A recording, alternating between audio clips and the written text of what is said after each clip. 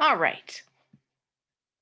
So just as a reminder again, if you haven't already, be sure to look at protein catabolism part 1 on the playlist so you can learn about the gelatin hydrolysis test and about the urease test. And as always, our recording from today will be up on the playlist too, a little bit later today. Okay. So on your screen right now, you should be seeing the title slide for protein catabolism part 2. And this is a list of our objectives for this exercise. We're going to talk first about 2 pathways that cells can use to break down an amino acid. Remember, we said a cell might want to do that in order to get at the carbon. Cells need carbon to build molecules from. So amino acids can be used as a source of carbon. There are 2 pathways to get at that carbon. One is called deamination, and one is called decarboxylation. So we'll talk about those. We're also going to talk a little bit about a decomposition product, what we call a decomposition product, when things are broken down, and that's hydrogen sulfide gas. And finally, we're going to look at 2 tests called phenylalanine deamination and cysteine desulfuration and hydrogen gas production. So I got ahead of myself a little bit. We won't jump into the nitrate reduction test yet. That will be coming up later. But instead, we're going to focus on these tests that, again, are talking about how an amino acid can be used not for the production of protein, but rather to get at that carbon, that element that cells need if they want to use it to build molecules from scratch. Carbon that they can use to build all different kinds of molecules, not just proteins. It's a carbon source for them, in other words, these amino acids.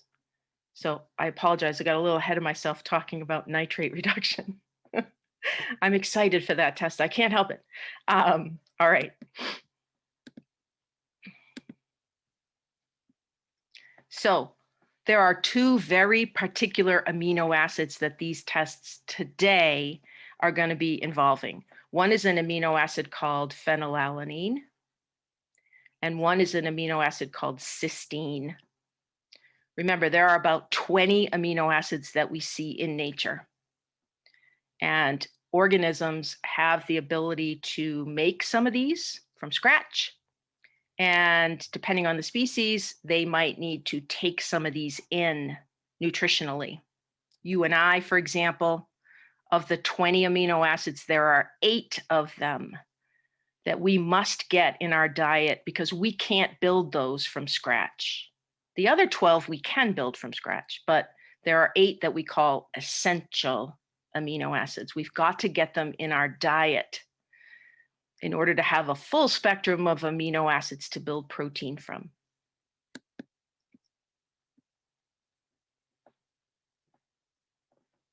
So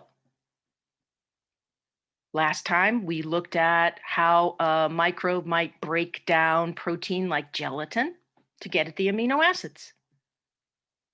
Most bacteria are going to do that with protein. They're going to catabolize it to get at the amino acids so that they can use the amino acids to build more protein. They catabolize protein in order to build or do an anabolic reaction, more protein. Protein is such an important molecule in living cells. Today, we're going to take it that step further. We're going to see what happens when a microbe takes an amino acid like phenylalanine or cysteine and breaks it down into its constituent parts. This is going to give it that carbon that it needs. I also want to mention a little bit about energy here. We have to be really careful how we use this word energy, right? We have to be really careful that we understand what we're saying. Microbes use carbohydrates to build ATP. They can use 3 pathways using carbohydrate to build ATP. Aerobic cellular respiration, anaerobic cellular respiration, fermentation. Some microbes can do all 3. Some can only do 1, some can do 2. Very, very diverse microbes. Now, when it comes to molecules like protein or fat, you'll often hear people say, well, you can get good energy from fat, or a cell can use protein for energy. You have to be careful how you think of that in your head. That does not mean that they're using protein or fat to build ATP. What they're doing, what they're talking about, is how protein and fat can be broken down to release energy that can be then harvested into ATP. This is the difference between the production of ATP, again, using carbohydrate, and the use of ATP. And remember, that's called energetic coupling. Cells build the ATP using things like respiration and fermentation. And then once it's built, they use it, they put it to use. And the way it gets used is through energetic coupling. Some molecules get broken down and energy gets released and harvested into the ATP molecule. Other molecules need to be built, so the ATP molecule gets broken and releases energy, so those other molecules can be built. The exergonic reactions release energy, and it's harvested into ATP. The endergonic reactions need energy, so that ATP gets broken apart again, and these reactions are allowed to occur. ATP is cycled, in other words, in energetic coupling. A phosphate group is broken off, energy gets released for endergonic reactions. A phosphate group gets added back on, so that the energy released from exergonic reactions isn't just lost as heat. ATP is cycled in the cell. That's not the same as building it. That's how it's used. Protein catabolism is on the exergonic side. It's going to release some energy. Okay, and that energy, again, can be harvested into ATP so that endergonic reactions will have a source of energy to use. That's what we mean when we say protein, fat are a source of energy. They're a source of energy for energetic coupling. That's different from carbohydrate, which is what's used to build the original ATP molecules. It's a very difficult concept.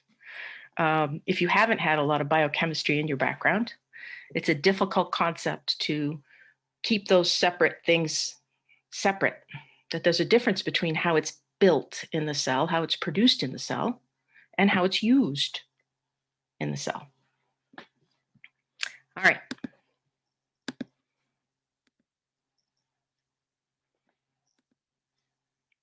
So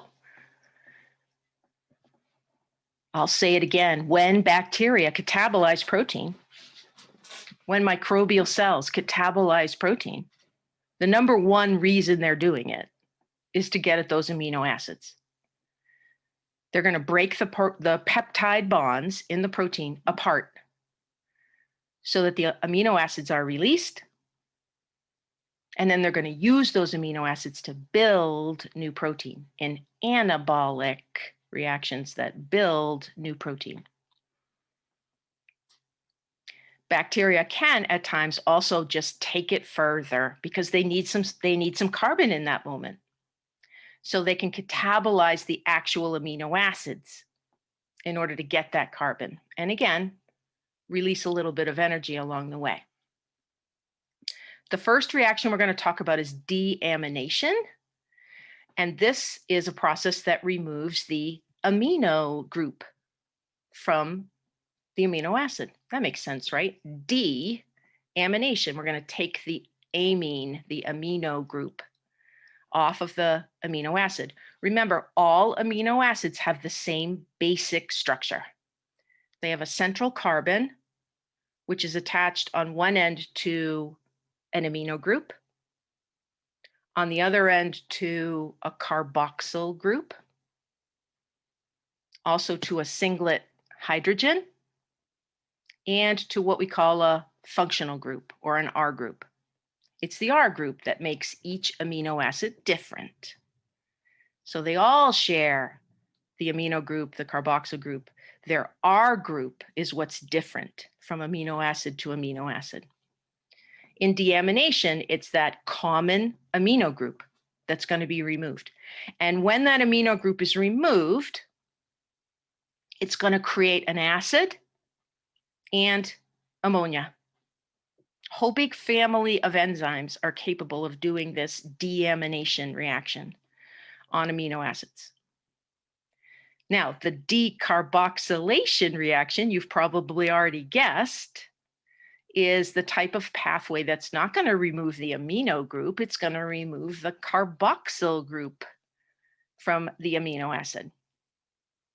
And this reaction, this decarboxylation, is going to create a base, or what we can call an amine, and carbon dioxide. So deamination will produce an acid and ammonia. Decarboxylation will produce a base and carbon dioxide. And again, a big family of enzymes are capable of this decarboxylation pathway. There is one other reaction I want to talk about, and that's also going to bring in this decomposition molecule called hydrogen sulfide. There are some amino acids that contain sulfur in their functional group. So there is no sulfur group on an amino acid. There's an amino group, there's a carboxyl group, there's a singlet hydrogen, and there's a functional group, an R group. There is no sulfur group. But sometimes within the R group, within the functional group, you'll find sulfur. So there's one more pathway that we should be familiar with.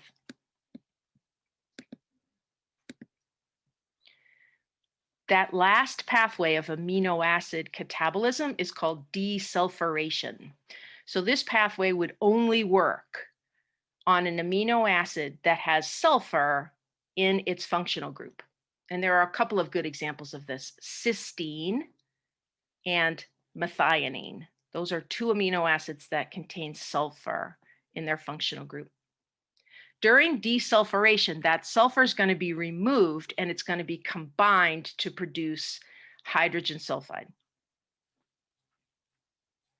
Instead of a big family of enzymes doing this reaction, there's really just one. It's called desulfhydrase. So again, just like all of our biochemical tests, whether or not a microbe has desulfhydrase in it, whether or not it can produce desulfhydrase, is a characteristic of that organism. And we can test for the presence of this enzyme by doing a desulfuration test. Now, when we talked about the breakdown of starch and we talked about the breakdown of gelatin and the breakdown of urea, we talked about how microbes have the ability to secrete enzymes out into the environment to break down certain molecules. And we called those enzymes exoenzymes. Well, microbes also have endoenzymes. So enzymes that they're going to keep inside of themselves. And these types of catabolic enzymes, the enzymes that do deamination, the enzymes that do decarboxylation, the enzymes that are doing, or the enzyme that is doing desulfuration. These are endoenzymes. So all of this type of work, breaking down amino acids, is happening within the microbial cell, not out in the environment. So this is a drawing of an amino acid. This is the basic structure of all 20 of those amino acids. Here's that central carbon I mentioned. And like all carbon atoms, it has the ability to form 4 single covalent bonds. On one end, it's going to bind with an amino group. On the other end, it's going to bind with a carboxyl group. The third bond will be made to a single hydrogen. And the fourth bond will be made to some R group, some functional group.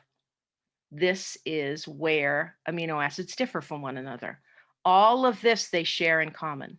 So all amino acids have this much of the molecule in common.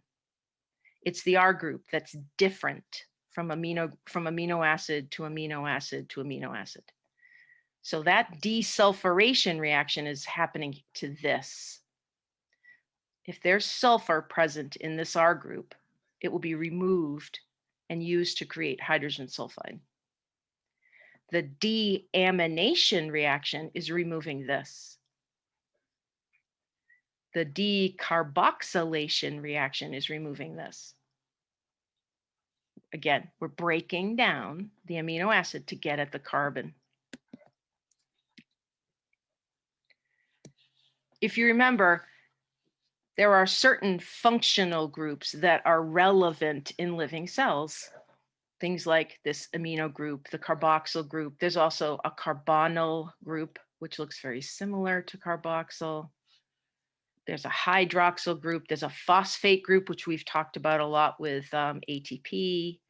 A sulfhydryl group. This is not one that we see attached to an amino acid, but this is one that can appear on some molecules. It's the R group that makes one amino acid different from the rest. And it's the R group that makes every protein unique, because depending on the order of the amino acids, it's the R group on each of those amino acids that's going to determine how that protein folds up and how it functions. All right. Any questions about what I've been saying so far? Any questions about what an amino acid is, or about what types of pathways bacteria use to break them down, or anything I've said so far?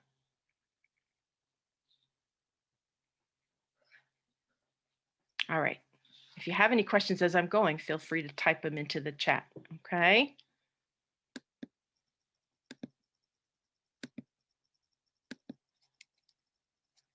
All right.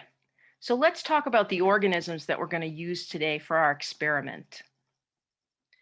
The first organism is called E. coli. Remember, E. coli is a gram-negative rod. That's its gram status. It's also a fecal organism. It lives in the intestine of animals, and it's a coliform. And remember, that means it can ferment lactose. Enterobacter aerogenes, again, another gram-negative rod, and another fecal coliform. Proteus vulgaris is relatively new for us. This is an organism that we introduced in the last lab that we had on Monday. This is another gram-negative rod, but this organism does not ferment lactose, so it's not a coliform. And Proteus vulgaris, like the name suggests, it's a vulgar organism. I love that name. It's a vulgar organism because some strains of Proteus vulgaris can cause very serious disease in humans. And it's not limited to gastrointestinal disease. That's not where it's causing problems. In fact, Proteus vulgaris is most commonly associated with urinary tract infections, that's UTI, respiratory infections, and pneumonias. It's an organism that is capable of causing sepsis.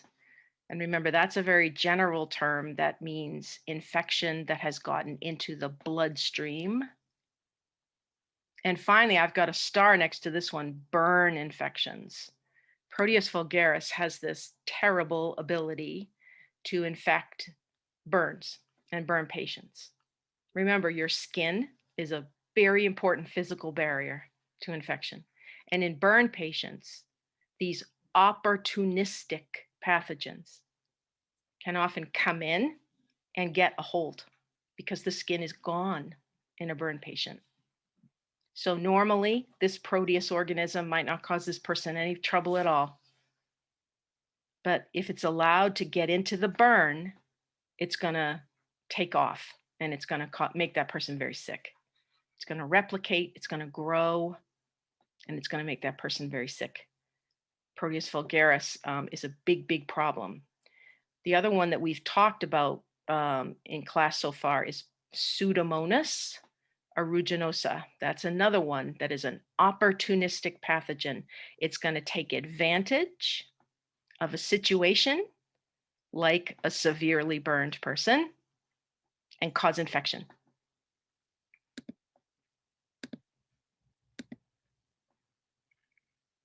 All right.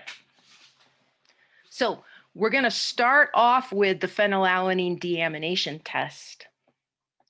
Now, this test uses plain old nutrient agar that has been supplemented with this amino acid called phenylalanine. And we're going to put this agar into a slant tube because, again, it's a biochemical test. We're really just looking for a color change here. So we don't need an agar dish or an agar plate. We don't need to grow individual colonies here to determine morphology or to count. We just need to grow some cells. So we'll smear them down the surface of the slant and we'll look for a color change. Now remember, in the deamination reaction, we're going to get an acid produced and we're going to get ammonia produced from the phenylalanine. Okay, so the catabolism of phenylalanine is going to produce an acid. It happens to be called phenylpyruvic acid, but I don't want you to worry about that name. That's why I haven't got it highlighted in blue or anything. Just know that it's an acid that gets produced, and ammonia. Ammonia gets produced as well. So we're going to take our organism, we're going to streak it down this slant that has the phenylalanine deamination agar in it. We're going to put it in the incubator overnight. And when we take it out of the incubator, we're going to add a reagent to it. We saw this when we talked about the MRVP test. We have to add reagents sometimes to these culture tubes or culture containers when we're doing biochemical testing. Now, in this case, we're adding a reagent called ferric chloride. So this is an iron-based reagent. It's got the iron metal in it. Now, when you add the ferric chloride, when you drip the ferric chloride down into the slant tube, if there's any phenylpyruvic acid in there, the ferric chloride is going to mix with it, and you're going to get a dark green color produced. This will be a visible change in the tube. That's a positive reaction for phenylalanine deamination.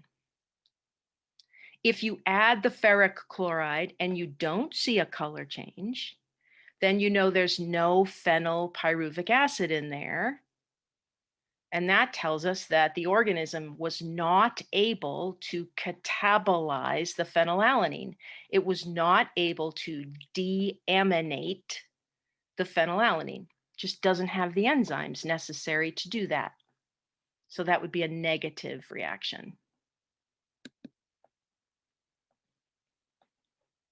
On this slide, you can see what the test tubes look like after the reagent is added. I don't have an image for you of this agar before it gets inoculated, but I can tell you it's all this color.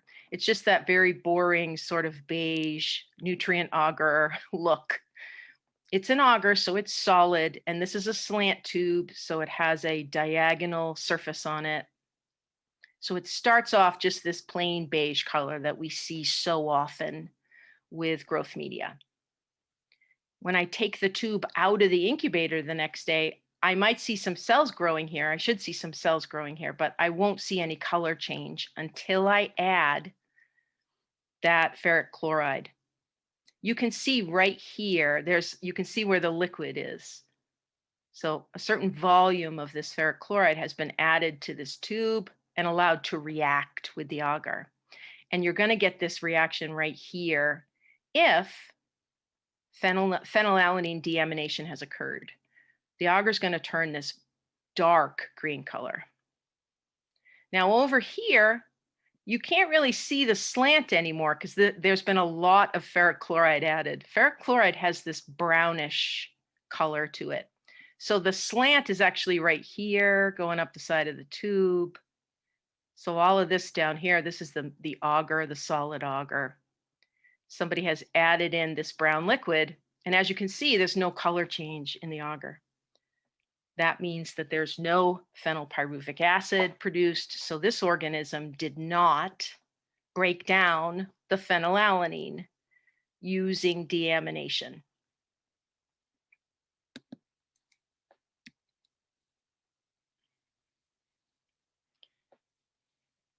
Now, we're not going to look specifically at, hold on just a second. I want to see how much more okay.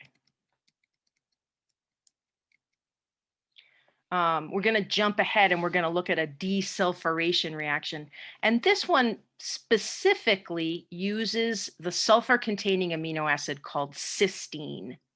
So again, we're going to use a culture medium and we're going to supplement it with cysteine. We're going to put some cysteine into the media to see if the microbe can break it down. Remember, during desulfuration, that sulfur that gets removed from the amino acid is going to be used to make this molecule, hydrogen sulfide. So cysteine is one of the sulfur-containing amino acids, so it makes a good amino acid to use in this test. Now, we said a minute ago that the phenylalanine culture media is basically nutrient agar that we add phenylalanine to. This test is a little different. This test starts off with a media called SIM media. Now, SIM media shows up in a couple of different biochemical tests that we use in the microbiology lab, but this is the first time we've seen it. You can get SIM media as a broth, you can get it as a slant, you can get it as a deep. We're going to generally see it used as a slant for this test. We said that if a microbe can break down a sulfur-containing amino acid using desulfuration, we said we're going to get this hydrogen sulfide produced. So again, we're going to take one of these SIM tubes that has been supplemented with cysteine. We're going to inoculate it with the organism, put it in the incubator, let the organism grow. And then when we take it out of the incubator the next day, we're going to add a reagent to it. Now, if you recall, we said we're going to use ferric chloride for phenylalanine. This one's a little different. This one's called ferrous sulfate, but the idea is the same. This is an iron-containing reagent. It's the iron that's important here. If there's any hydrogen sulfide present in that tube after incubation, when it combines with the ferrous sulfate, you're going to get sulfuric acid produced, and you're going to get something called ferrous sulfide. That's going to be black in color. So if I put my ferrous sulfate into the tube and I see a black color develop in the agar, I've got a positive test. If I put the ferrous sulfate in and I don't get a black color, that tells me there must not be any hydrogen sulfide in there. Because if there was, I would have gotten the ferrous sulfide produced and I would have gotten that black color change. I just want to take a minute and introduce this CIM media because it is used in several different biochemical tests. CIM stands for sulfur indole motility, SIM, sulfur indole motility. We're using the media in this test, this desulfuration test, to look for sulfur reduction. But in other tests, you can look for the production of a molecule called indole. You can also test organisms for their ability to move using CIM media. The basic ingredients for CIM media are shown in this list. So a pancreatic digest of casein. You'll also notice peptone. We've talked about peptone. Here's an iron source, ferrous ammonium sulfate. And there's another one called sodium thiosulfate. This is a source of iron, and this is a source of sulfur, because remember, we're trying to give the organism what it needs. In addition to that enzyme that the organism has to produce, in order to use this sulfur-containing amino acid, cysteine, to produce hydrogen sulfide. I wanted to show you this recipe, number one, because of this. We have said in here that peptone is a partially digested mix of proteins. We see peptone a lot in media that we use in the microbiology lab, but we haven't seen this one yet. This is actually a form of peptone. Remember, peptone is a very generic term. When you hear that peptone is in the media, you don't know what proteins are partially digested in there. You just know there are some proteins in there and they've been partially digested. In this case, we know exactly that there is casein in there and that it too has been partially digested. Now, why would casein specifically be used? So casein is milk protein. Casein is the protein that is produced in mammal milk. So cow's milk, goat's milk, human milk. Casein as milk protein is considered a high quality or a complete protein. And if you've never heard that term before, what that means is it has a full range of amino acids in it. If you think about it, milk is what keeps an infant alive at the beginning of its life, right? So milk needs to be a pretty perfect food. It needs to have plenty of protein, plenty of fat, plenty of carbohydrate, but it can't just have any protein in it. It has to have good quality protein in it. And when you hear that word, quality, in relation to protein, what people are really talking about is the range of amino acids that are in it. So because milk has to keep that infant alive and growing, it makes sense that it has all of the amino acids in it. So by putting a digestive casein in there, we're making sure that the microbe has a nice full range of amino acids in there. Now remember, that's CIM media. When we take CIM media and we use it in the desulfuration reaction, we're going to add an amino acid that we really wanted to use. We're going to add cysteine. Yes, there is cysteine in casein, but we're going to make sure there's plenty of cysteine in there because we really want to sort of push the microbe to see if it can desulfurate that cysteine.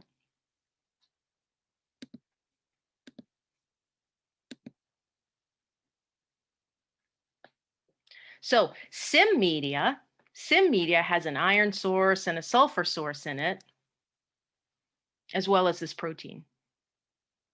Remember what we said though about desulfuration. We're going to hold off. We don't want to put sodium thiosulfate in there. We're going to put cysteine in there. So we've got to take this out. We want to test to see if it can desulfurate the cysteine. So we have to take this ingredient out when we do the cysteine desulfuration. We're also going to take the iron out. And the reason we take the iron out is because we're going to use iron as our reagent at the very end of the test. So for the cysteine desulfuration test, we're going to use sim media, but we're going to take out the iron. We're going to take out the sodium thiosulfate, and we're going to add lots of cysteine. And the very next day, we're going to put in an iron source in order to see if there's hydrogen sulfide produced. And like a lot of these test media, the cysteine desulfuration media doesn't look like much at first. If you look at it, it has that same sort of plain beige color that a lot of these culture media have. So this, again, is sim media that's had the sulfur source and the iron source removed, and it's had cysteine added to it. Now, this particular tube here was inoculated, and it was incubated. Then the iron reagent was added, and nothing happened. No color change. In comparison, this tube, when the iron was added, the iron reagent, it turned black. So this is a sim broth, which is why the black color shows up all the way through the tube. It's a broth, it's a liquid. So when I add the ferric reagent the next day, the whole tube's going to turn black if it's a broth. But remember, it is possible to use this test as using solid media as well, and that's what we're looking at over here. These are a couple of deep tubes. Remember, we might choose a deep if we have an organism that doesn't grow well in the presence of oxygen. The way we inoculate a deep tube is with a wire.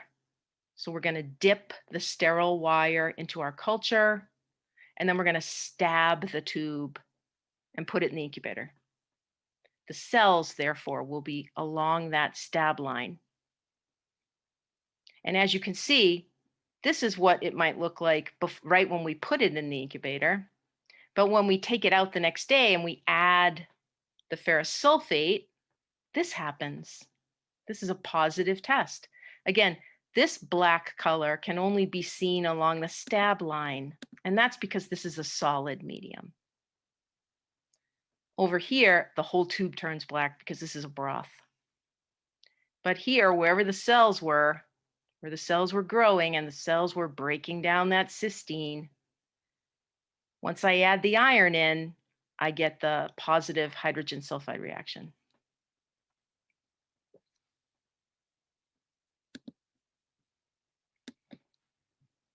So two tests that we see a lot in the lab that help us learn whether or not a microbe has the enzymes necessary to break down amino acids, including phenylalanine and cysteine.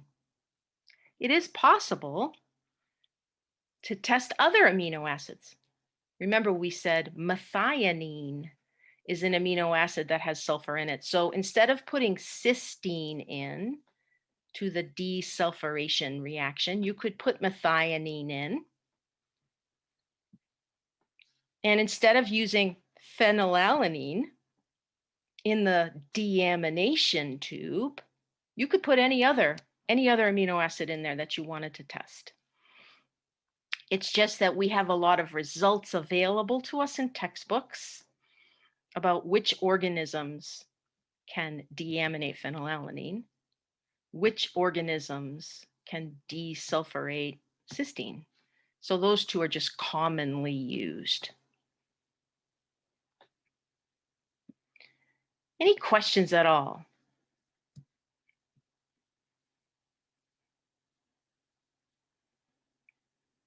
Okay.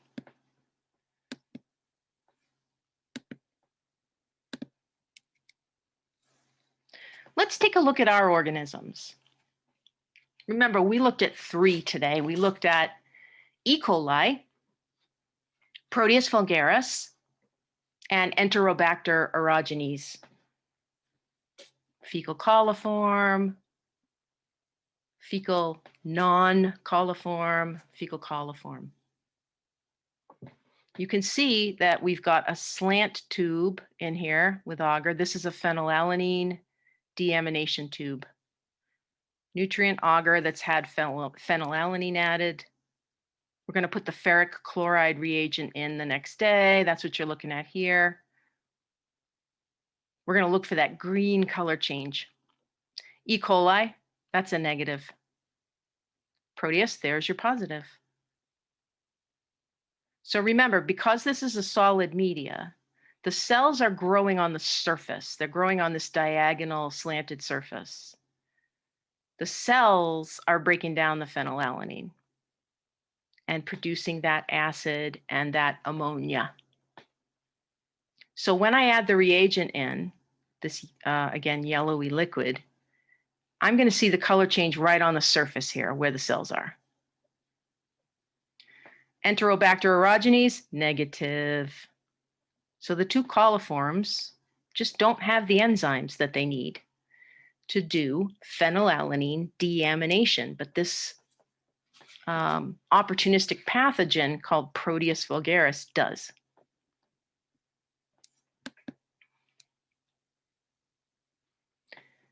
Here are our other tests. This is our cysteine desulfuration test. We used the broth here. You can see this sort of a white line right here. Can you see that? That shows you the top of the broth. And then there's some liquid sitting on top of it. This is the ferrous sulfate that got added in. So the ferrous sulfate will tend to sit on top of that broth. It's a little bit less dense than the rest of the broth. So unless you mix it up purposefully, you're not going to see it evenly mixed through. But that's okay. That's okay, because if you're going to get a positive test, the whole thing's going to turn black. Notice that. Can you see the strings coming down here? That again, the top of the broth, there are cells growing there. And then I've also got cells growing down into the broth. Same thing over here with the E. coli. It's not as noticeable in this image, but I've got some E. coli growing right up at the top of this broth tube. It's growing down into the broth as well. Of course, you can't see what the Proteus is doing really because it turned black. So this is a positive result for cysteine desulfuration. Remember, this is not thioglycolate medium. This is not thioglycolate medium. So we can't evaluate the oxygen category of these organisms based on the fact that they had some strings hanging down into the media. It's really important that you always think about first, what's the medium here? What medium is being used here? We use sodium thioglycolate medium. I keep saying thiosulfate today. Thioglycolate medium is the tube that we use to determine the oxygen category. Obligate aerobe, obligate anaerobe, facultative, and so on. If it's not that test medium, then you can't evaluate the growth pattern and say anything about what oxygen category it belongs in. Okay, that's an important thing to remember. On the lab practical, the last lab practical, there was a question on the practical about looking at a tube, looking at I called it a broth tube, a nutrient broth tube. And could you tell me whether or not something was growing? And I showed you a picture of an uninoculated broth tube and one that had been inoculated and incubated for 24 hours. And the broth was quite clear in the uninoculated tube and quite cloudy in the one that had cells growing in it. And that's what I was looking for you to tell me. We know that we've been successful growing cells in broth when the media turns cloudy. And the cloudiness is from the cells. I mean, there are literal cells floating in that tube. And so they are making the media less transparent. They're making it opaque or cloudy. Now, some of you in that question tried to tell me what oxygen category that organism belonged to. That wasn't thioglycolate medium. That was just nutrient broth. So you can't get your head thinking about biochemical tests unless you're told that you're using one of the biochemical test media. Okay? That's important because it's very easy to get all of these different things jumbled together in your head. So the first thing, always, what media is this? What's in this tube? Remember we talked about when we were talking earlier in the semester, we said it's super important to label all your containers. Remember that? And we said you got to put your initials on it. You got to put the name of the organism on it that's inside the tube, or at least the name of the sample, like where did this sample come from? And then you also need to write down what media it is. You can really see now as we get farther along in the semester that there are a lot of tubes in the microbiology lab that have beige liquid in them or beige agar. There are a lot of plates, agar plates that are beige. So you have to know what particular media is in there in order to interpret what you're seeing. If it's just a plain old growth media, if it's basal or complex, then I can evaluate the growth of those cells. I can maybe look at colonies on the plate. Maybe I can count colonies on the plate. If it's a spread plate, I could do colony morphology. If I'm told that it's a selective or a differential media, now when I interpret it, I need to be looking for things like color, right? A color change in the media or a color of the colonies. So it's important to know what media you're dealing with so that you can correctly evaluate what you're seeing. All right, very good.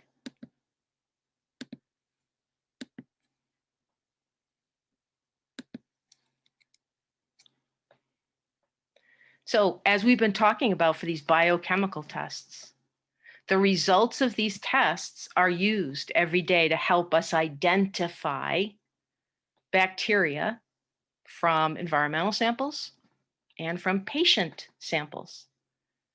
We get this sample material sent into the lab. We have to run certain tests in order to identify the microbe. And we can go to source materials, published source materials in textbooks and so on, in order to look at what organism matches all of these test results. And as you can see from this table, when it comes to these two tests about amino acid catabolism, our two coliform organisms, E. coli and Enterobacter, they're pretty boring, right? Neither one of those organisms can catabolize phenylalanine or catabolize cysteine. They just can't. They don't have the enzymes that they need to do that. But Proteus can do both. So if, for example, I'm a physician and I'm treating a patient who's been severely burned, and I'm concerned because I opened up a bandage and I saw some pussy material on the wound and it smelled badly, I'm probably going to take a sample of that material. I'm going to send it to the laboratory and I'm going to say, I'd like you to run some tests because I think this might be Proteus vulgaris, or I'm concerned this might be Proteus vulgaris, or could you tell me, test whether or not this is Proteus vulgaris? I wouldn't want to stop at just these tests, but these are two tests that can help differentiate Proteus from, again, some other organisms that might cause infection in a burn. You can imagine that one of the biggest sources of infection in a burn patient, somebody like a burn patient, or really any other compromised patient, somebody who's really sick, who's really low in terms of their body functions. One of the biggest sources are fecal organisms, intestinal organisms. It sounds disgusting, I know, but we pass a lot of organisms out in our feces. Of course we do. Our intestine is full of bacteria. And unfortunately, it's very easy to get fecal material onto your hands. I know it's disgusting, but it's very easy. In fact, you will get fecal material on your hands when you go to the bathroom and you clean yourself off. That's why you wash your hands before you leave the bathroom. But of course, some people don't, or some people don't do a very good job at it. And as a result, it's very common for people to be carrying fecal organisms on their hands. And so you can imagine that in a place like a burn unit, it's critically important that all of the care staff, all of the nurses and the other care staff, not only have excellent hygiene habits, but are also gloved, right? They've got to be gloved when they're handling that patient. Because again, sometimes even when you think you're doing a good job, you've got bacteria on your hands. And if some, not all, but if some of those bacteria get into that burn, they will take off. They will cause infection, terrible infection that can kill a burn patient. So a little gross, I know, to talk about that, but that's a very common means of transmission of some of these fecal organisms into patients. All right. Questions? Any questions? All right, you should be able to do your lab homework now for this week. I'm going to let you know if we'll need to meet on Friday. So look for a message from me about whether or not we'll need to meet on Friday this week. We may, just to review some things. But if there aren't any questions, I'm going to let you go to enjoy the rest of your day. Professor, I was wondering if we could chat after class. Who is this now, Sean? Yep. Sean, I actually, I'm meeting with somebody else right after class, but if you message me, we can set up another meeting. Okay, yeah, I already sent you an email, so. Oh, good, good. Okay. All right, very good. Anything at all I can help. All right, guys, I'm going to let you go. And again, look for a message from me about Friday's lab. All right, have a good rest of the day.